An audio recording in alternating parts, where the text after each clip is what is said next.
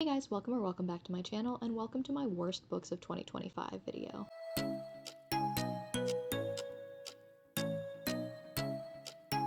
I'm gonna try and rush through these just because I don't feel a lot like giving them too much screen time. They're just not books that I particularly enjoyed this year, but I still want to talk about them with you in case there's something that you might enjoy and it just wasn't for me, or if something in there triggers something for you and warns you away from something you would not have enjoyed also. So the first book that I want to talk about is Priest by Sierra Simone. I read this towards the beginning of the year. I should have known, honestly, that this was not going to be for me. I don't think this is touted as dark romance, and if it is, I don't think it should be. There's nothing that's particularly dark in there. Taboo, yes. Dark, no. Priest by Sierra Simone, shockingly, is about a Catholic priest who is falling in love with a woman and fighting his desire for her, and it leads exactly down the road that you would think it would go down. There's no real surprises here, right? And honestly, I was in it until about 75% of the way through. Like, religion is not necessarily my thing, and maybe that's a part of the reason I was having a hard time connecting, I guess, to the entire story. But they go back and forth. He's worried about his vows. Spoiler alert, he's breaking them the entire time because they definitely do the dirty many, many times while he's a priest. Once on the altar, which gave even me the ick, and I'm not a religious person. So do with that information what you will. As they're staring at, like, Jesus, it was weird. It was a weird time. It was not for me. But the biggest part of it was that at the end, there was straight up, like, miscommunication in the worst way possible. And I despise that trope more than anything in the entire world, but it led to them not speaking to each other for, like, many years.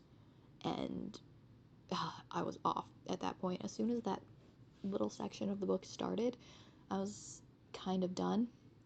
And then I think I just, like, skipped through the last few chapters of, like, the angst that they weren't together anymore until they got back together.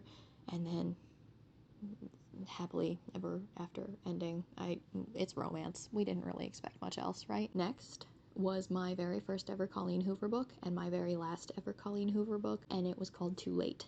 And it was about an undercover agent, police officer, something, I don't freaking know, who goes undercover to investigate a man who is running some kind of massive drug trafficking ring whilst in college. And the romance happens between said undercover agent and the drug kingpin person's girlfriend, and they're, like, fighting their love, lust, whatever for each other, while trying to keep it under wraps and away from the attention of the drug kingpin, even though she's living in his house and he's paying for all of her things. There was not a single smart person in this entire story. There was a lot of non-consensual sex on the part of her and the boyfriend, the drug kingpin boyfriend. There was a lot of attempted rape. All of this is things that I personally can handle. I'm just letting you know for the trigger warnings, which I think maybe are listed in the beginning, question mark.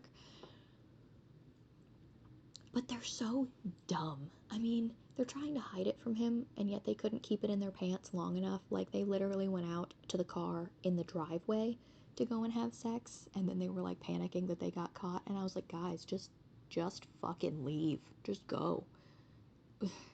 That's not even the worst thing, is that the end, this criminal mastermind is like 21 years old, and he's not that smart. He's just lucky. And he just keeps getting into these situations where they arrest him, he gets out, they arrest him, he gets out. Spoiler alert, they do arrest him. But, like, the situations that he puts together are absurd. Painfully absurd, and it just didn't do anything. There was no suspense to it. It just pissed me off from beginning to end. I hate read the entirety of this book. I'll never touch another Colleen Hoover book. I should have gone with my instincts. She's not for me, and I got that. I had said that in previous years. Hi, Ember. Where I did not think that Colleen Hoover was for me, and this is just, I was right. Next was Stillwater Girls by Minka Kent. This is not a book that I hated by any means. It's just not a book that I cared about at any point. I read this for a book club now defunct, in case any of you were wondering. We had one meeting. It was fine, and then we have not met up since, and we don't really appear to have any plans to. So, yeah, we read Stillwater Girls, we met up, I finished it, and I did not care about anything that happened in that book. I didn't care about the main characters. The plot twist was fine, it surprised me. Um, but yeah, I don't have any desire to read anything else by this particular author. I don't know. It was fine. I don't hate this book by any means. It was just fine. I've got a review of it somewhere on the channel where I've talked about it, maybe even in my very last video, because I think it was towards the end of the year. So, it's about two girls that are living in like backwoods cabin with no electricity or technology or whatever, and you're not really sure if they're like present day or old time. They're waiting for their mom to return with their sister. The mom had left to take the sister to the hospital, I think, or something, and they both never returned. And so they've been staying in this cabin without any contact with the outside world, running out of food. Winter is coming, so they have to leave for their own safety, and then they are thrust into an investigation. Blah, blah, blah. It was fine. That's all I really have to say there. Okay, now we come to the last two books in this video, and that is Merry Ever After by Tessa Bailey, which is one of those Christmas novellas, and I hated this book a lot. Not for the same reason as a lot of other people that I've spoken to hated this book, where they thought that the insta-love, insta-lust happened too fast, they didn't really like the cowboy romance, whatever. This book is about a woman who has a child, and she's trying to get a new start, so she moves to, like, I don't know, freaking Texas or something. In like she's working as a cashier at like a consignment store, and this farmer, question mark, has been coming into this store trying to find a pair of jeans that will fit him because he's a very large person. Like, that's how he's described as, just a large dude. And he can never find jeans big enough to fit him. So apparently she is a wannabe seamstress, and she just makes him a pair of jeans and goes to his house to deliver them with her baby. Um, and then it just went downhill from there. So usually I can take a lot of like parenting stuff and set it aside, but let me just run through all of the things that went wrong as a parent in this story. She has a 6-month-old child. She goes to a stranger's house.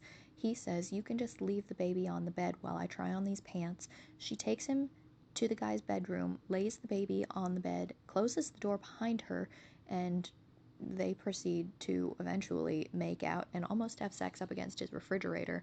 The baby is not in a crib. The baby is laying on a bed in a different room. Red flag number one. Red flag number two, he then goes to give her a ride home because she walked there and has blisters on her feet, and they drive in his truck without a car seat. I presume she's just hanging on to the kid on the front bench seat of his truck. Red flag number two.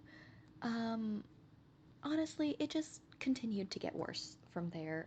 The book was just kind of, none of it was for me, and honestly, it didn't even feel very indicative of Tessa Bailey's normal writing, which I usually like a lot. So I don't know what was going on here, but I didn't like any aspect of it at all. The last one I just talked about in my last video, and that is The Pucking Wrong Number by C.R. Jane, which is marketed as a dark hockey romance, but I don't necessarily think that the dark aspect of it was well marketed. Um, I was okay with the heavy stalking that this man did. Let me back up. Preface. So it starts as a wrong number romance, which is always really cute, right? He texts the wrong number, something flirty, because it was supposed to be for a different woman, and she goes, "I'm definitely not who you were trying to send this to." And they banter back and forth, and she sends him a picture to prove it, and he like immediately falls in love with her because she's so beautiful. And he's this famous, super super famous pro hockey star, and they go back and forth, and he utilizes his power and richness and etc. to find out who she is based off of, like, I don't know, her phone number or something, I guess, and absolutely stalks the hell out of her to find out where she lives and where she works. I could have handled that in a romance, right? I even could have handled the fact that he threatened her landlord to have her evicted so that she could move in with him because she was living in an unsafe apartment complex. And the landlord, first of all, by the way, apparently every single man that this girl ever encountered wanted to physically sexually assault her. Like every single man. You didn't, in the first 20% of the book, you do not see her encounter a man except for one, a homeless man, who does not want to, like, sexually assault her. Okay, so one of them is her landlord, and so he removes her from that situation after they have finally met and start to get together or whatever. Um, then her boss also wants to rape her, I guess, and he's definitely a creep. And so then the male lead in this book threatens the boss to say that she stole from him and fire her so that she doesn't have to work with him anymore, and now she is unemployed, but he's paying for her life, so it's all fine, I guess. um, I could have handled those things. I actually could have. It wasn't as bad as it is sounding like it was, but I could have dealt with it, okay? But then, when she finds out about it, because somebody sends her video proof of these things happening, I don't know where the camera was hidden in these two instances, but apparently it was hidden somewhere. Um, when she finds out about it and tries to leave him, you learn that he has cloned her phone so that anytime she receives a text message, he knows what is happening. And so he knows that she found out about these things, and he rushes home as she's trying to leave. And she's all nonchalant, like, I'm just gonna go to the library to study, because she's also in night classes. And he sticks a needle in her neck, drugs her, and when she wakes up, she's chained to a bed. And then he proceeds to leave to play games for his hockey season. And I assume the chain is long enough that she can just go around the apartment and just not leave. So, like, she can cook in the kitchen and go to the bathroom and stuff. But, like, she's stuck there. And he hacks his TV so that if she wants to watch anything on TV, she has to watch his hockey games. And this all sounds really bad to me. But to her, she's in her mind going, well, I'm really better off than I was. I mean, he didn't take school away from me, and that's the most important thing in my life right now. He's just made it easy for me to focus on it. I guess this is what love must be, because I love him anyway.